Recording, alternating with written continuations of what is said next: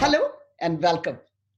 Today it is my pleasure to introduce a dear friend of Ekal, Pratibha Varshney.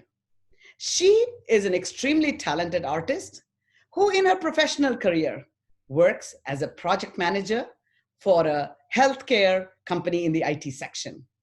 But she grew up in Calcutta in an atmosphere rich in art and culture, and her artistic inclinations were recognized as early as the age of 4.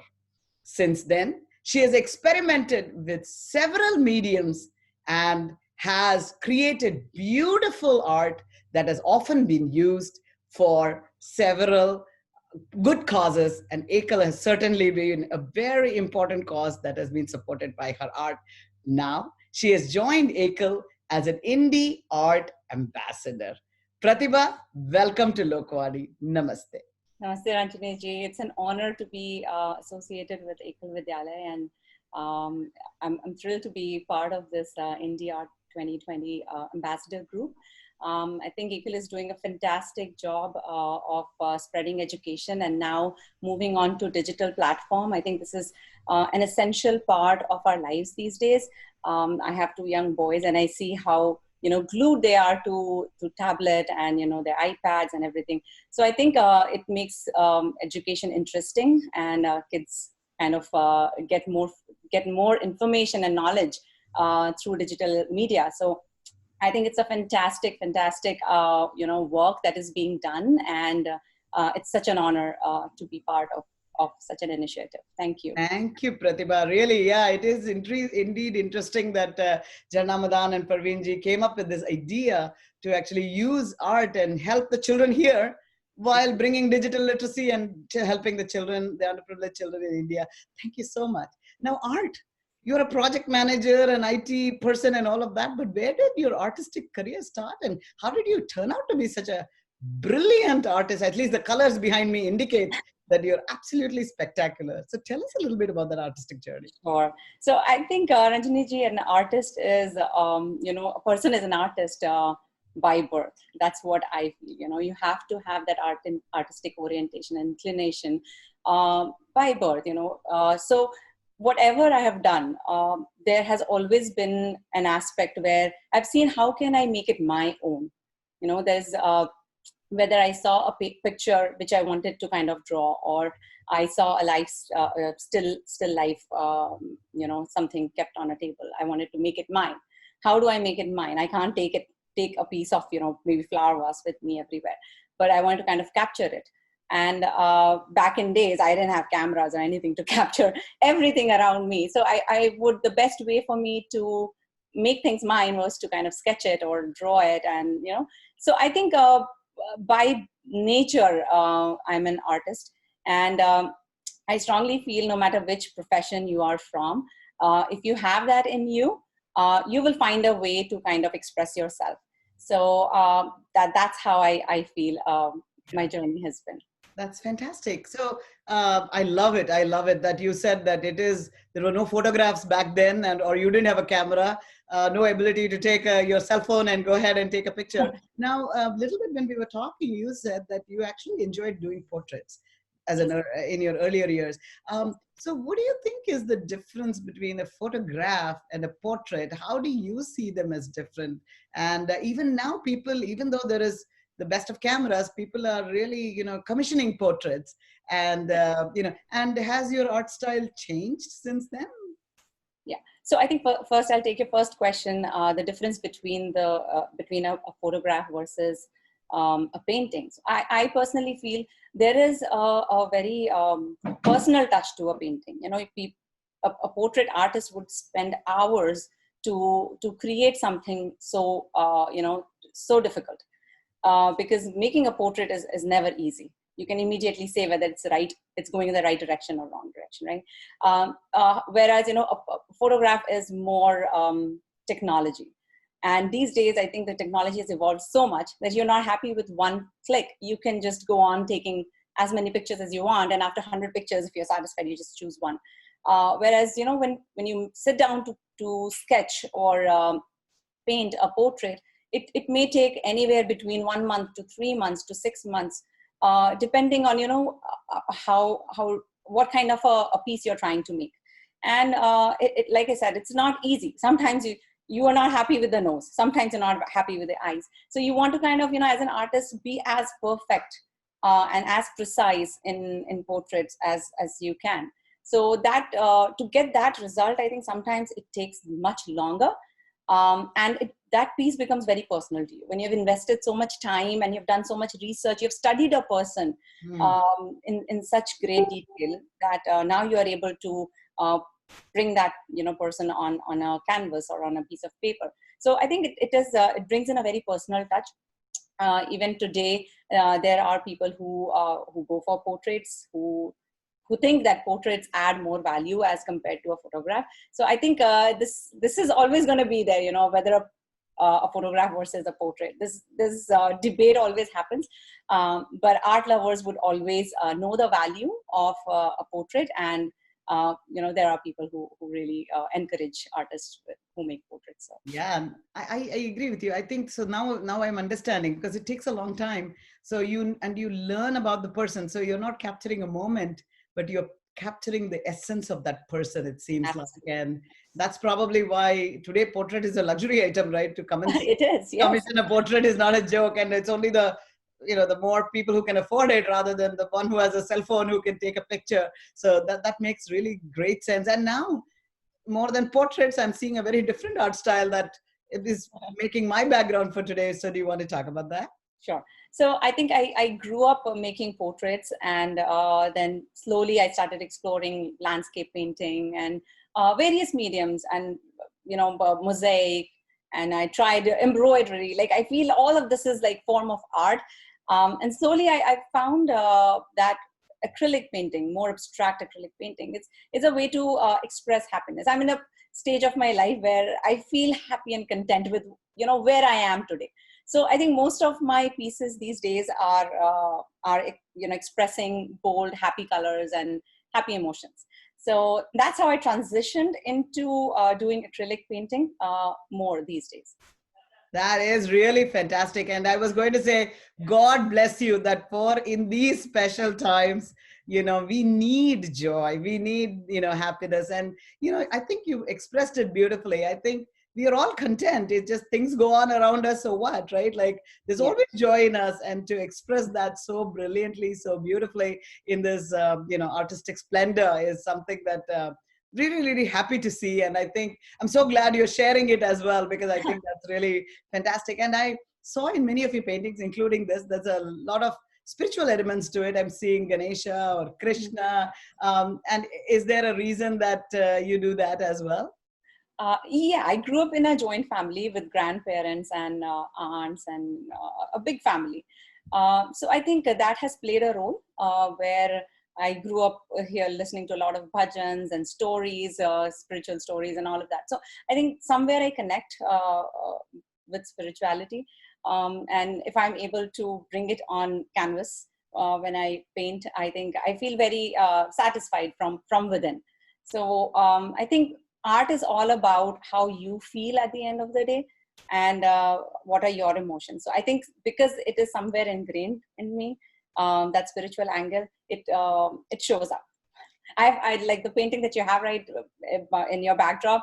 I did not think I'm going to make Ganesha on it. I just started playing with colors, and then it just appeared and it occurred to me that maybe Ganesha would look good, and maybe that was the moment I had Ganesha on my mind, and just so happened. So. Well, happiness and spirituality in your heart showing up. I think that's definitely a good message for the modern time. And now, but you are actually a scientist by training, and and you're doing a lot of IT work, and yet balancing creating art and science. How do you mesh these two things in your daily life? Right. So I think, like I said, you got to have that artistic angle within you. If you have it, and if that makes you happy, you'll somehow take out time to do that. So there have been days where, I have had long work hours, but then at the end of the day, if I wanted to paint, I would just sit and paint. So it's a let out. It's more of a stress buster for me. And for a lot of people, they just sit and watch TV. And if that helps you get rid of stress that may have built, then I think that is what it is. That is what is adding value to you. So for me, it has always been painting or any form of art. Like I said, if I don't have anything else to do, I would just sit and teach my kids some small art piece. Just, to do something that makes me happy from within.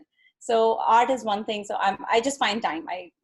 I make sure that I find time to do that. That's awesome. And I know that you are also, I think some of your art pieces have been used to raise funds for good cause. And I'm so like touched that, you're part of Team Sankalp that actually worked last year and continues to work to fundraise for Ekal, believes in education. Do you want to tell me a little bit, just to share with our audience a little bit about Sankalp and why Ekal, and why you chose to give your artwork? I mean, I know an artist works hard on their paintings and to give it to support a cause. So I'd love to learn more from you about that. Sure. So I think talking about Sankalp, we formed a group last year, and we learned about Ekal Vidyalaya. And most of our team members from Sankalp, we all come from the same professional background. So we all understand the importance of education.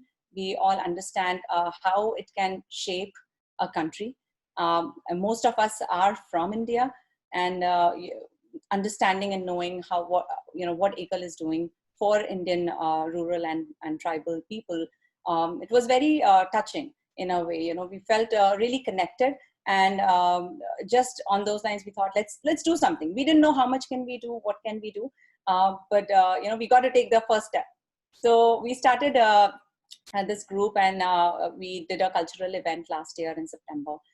We were able to raise funds for about 620 schools, Ekal schools. So I think it was a great accomplishment for our group, because we did not think we had set a goal of 250 schools and we reached 620. So we were really happy and satisfied at the end of the day, and that we were able to value it. Like I said, whether you're an artist, whether you're a scientist, whether you come from any background, if you are able to give back to community, right, that is the extra that you have done, because everybody does for their life.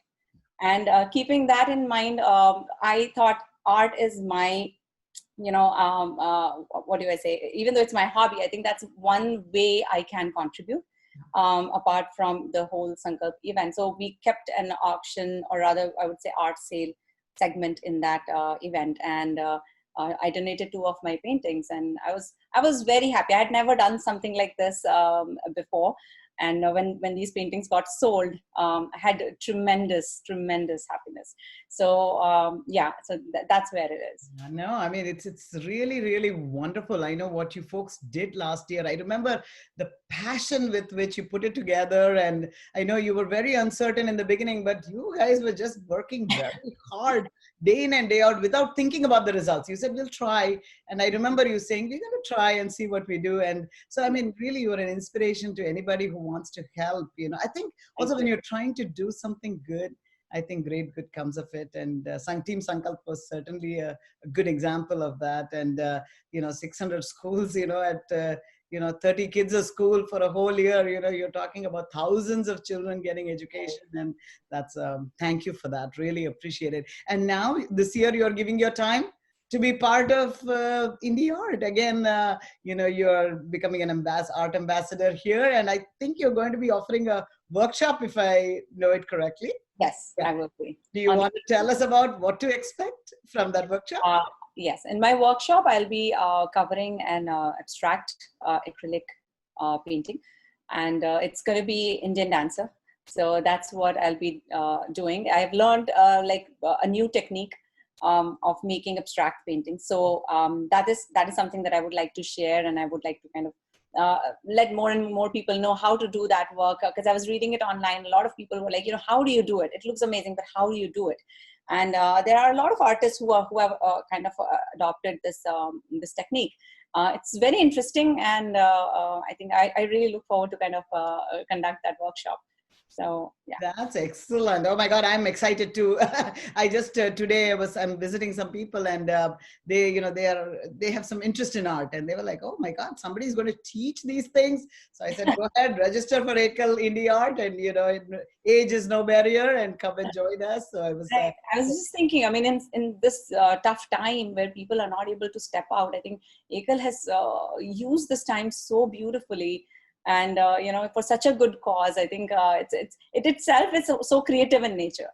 To use an electronic or platform to bring in artists who actually paint. So I think, yeah, it itself is quite commendable. Charnaji and Parveenji, they're doing phenomenal job, I think. So, and I feel so great to be part of this initiative.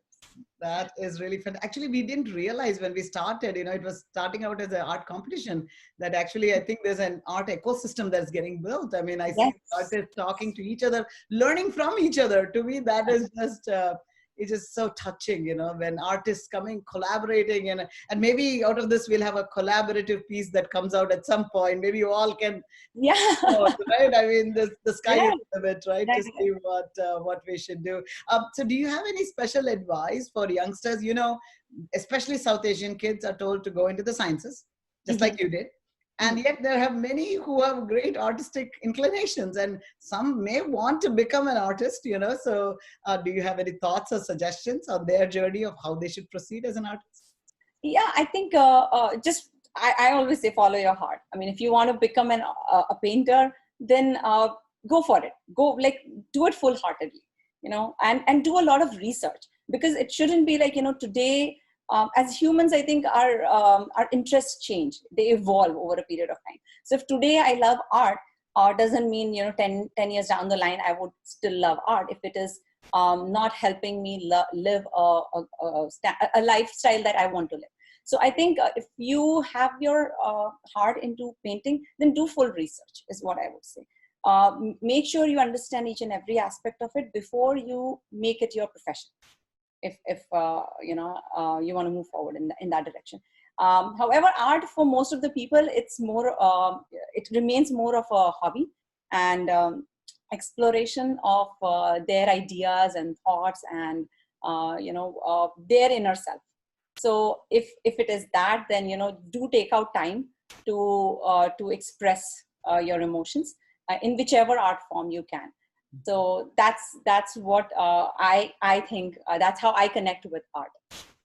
Now, I think that's a beautiful thing to say, and that's probably why you said you're joyous, right? I mean, when there is, that in your heart, and you can just put it in a splash of color, whatever your feelings, right? I guess the Yes, abstract art, depending on the moment you can express your art, your feelings, inner soul outside, and I think that's certainly a talent that not all of us can have, to do that. And so perhaps we have it, we just haven't honed in it. And so thank you for telling the artists or the young children to try and then, do that. And I know that having worked with you, I know you are a very diligent, hardworking, thorough research person. And I think I see that you are bringing that out here as well.